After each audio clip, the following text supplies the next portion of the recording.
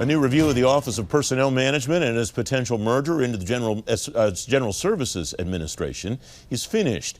The National Academy of Public Administration says transferring some OPM duties to the Office of Management and Budget and merging others into GSA wouldn't fix the problems at the agency. Jessica Klement is Staff Vice President of Policy and Programs, the National Active and Retired Federal Employees Association. Jess, welcome. Thanks for coming on the program. Does this report make any difference one way or the other for actual frontline federal employees like the people that are members of NARFE? Well, I certainly hope so. One of the things that struck me, and I know I am one of many guests on your show to talk about this topic, and I'm glad that you guys are giving it so much of attention because I think it is really important, is that nothing here is new. You know, I read through this report over the weekend, and I'm like, yeah, this is anything that you would expect in a report of this nature. And I do think it would have an impact for not only the frontline workers, but your management, your SESers, and then of course the retirees who rely on all the services that OPM provides. I think the question is going to be if anyone does anything about it. And that's where I wanted to go next. You're on the Hill talking to staffers on an ongoing basis. This report came about as because members of Congress wanted to know what experts like the fellows at NAPA thought about this plan and what OPM really needs. Now what happens on the Hill, do you think, in order for this to have some impact and not become a typical Washington report that goes into a binder on somebody's shelf?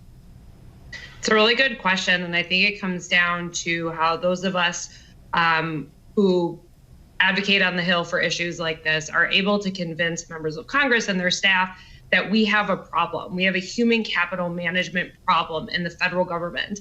And the longer Congress continues to avoid it, the more problems we're going to see down the road. I mean, this report lays out certain things that have happened in the past that could have been prevented. 2015 data breaches, for example.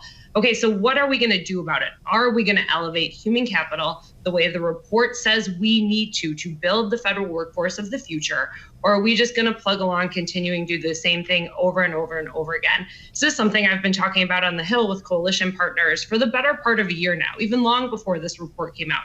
You know, we spent a lot of time pushing back against the merger. NARFE testified before Congress on the proposed merger. Okay, great, we stopped the merger, but what are we going to do next? Just saying OPM shouldn't be merged with OMB and GSA doesn't get us away from the fundamental problems that OPM was and is facing that prompted the merger suggestion in the first place. So we've got this report, time for Congress and this administration to act. So let's say that there's consensus that what the report addressed was not the right answer. The merger was not the right answer.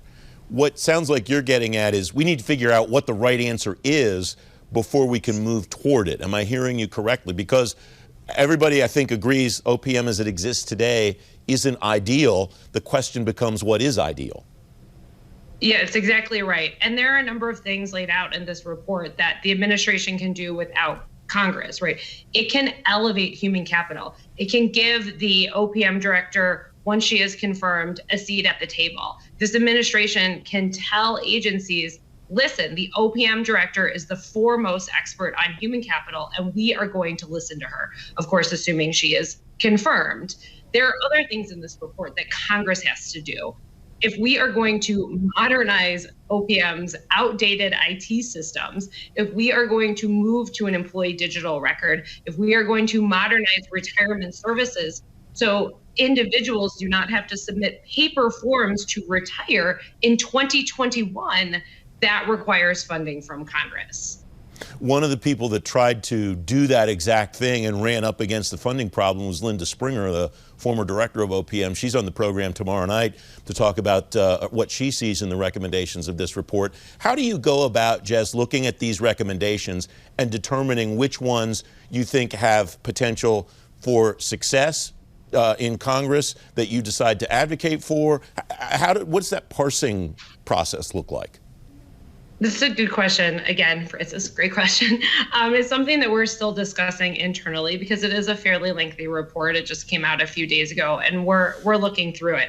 I approached this as the NARFE representative from two standpoints. One, human capital in the federal government. How can we promote excellence in public service and elevate the federal workforce and the federal government to be an employer of choice? So that's the first piece of this. Which ones do we want to take to Congress and say, hey, it is time to elevate public service?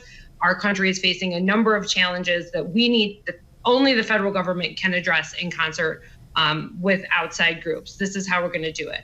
And the other one is improving services for OPM's customers, who are my members, who are the NARFE members, who rely on healthcare and insurance and retirement services, and who need help navigating the numerous programs that OPM administers. I can tell you that I hear anecdotally all the time, I can't get a hold of OPM.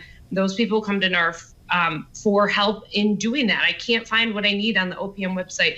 Can you please help me? So there's really a two-pronged approach that we at NARFE will take to move some of these recommendations forward and better serve not only OPM's customers, the federal employees and retirees, but also our nation as a whole. 30 seconds left, Jess. When your partners in the coalition that you mentioned earlier, will you collaborate to determine some of these maybe that you'll advocate for and they'll advocate for others? Is that discussion strategic like that?